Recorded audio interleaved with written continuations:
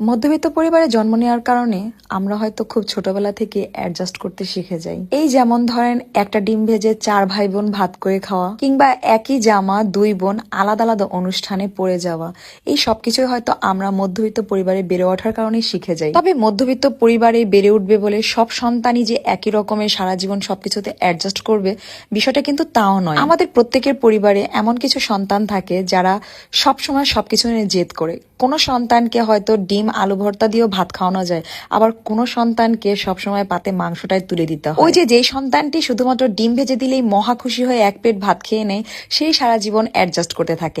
আর যেই সন্তান মাছ ভাজা তো দূরের কথা, মাংস ছাড়া প্লেটে ভাতই নেবে না, সেই সন্তানকেই বাবা মা সব থেকে বেশি প্রায়োরিটি দিয়ে থাকে। আর জীবনের ক্ষেত্রেও দেখবেন যে ওই যে মাংস দিয়ে ভাত খাইছে তার জেদের কারণে সেই জীবনে সবসময় ভালো থাকে। যে সামান্য ডিম ভাজিতেই খুশি হয়ে যেত, সে সবসময় সবার কাছে সহজ একটা গ্রহণযোগ্য হয়ে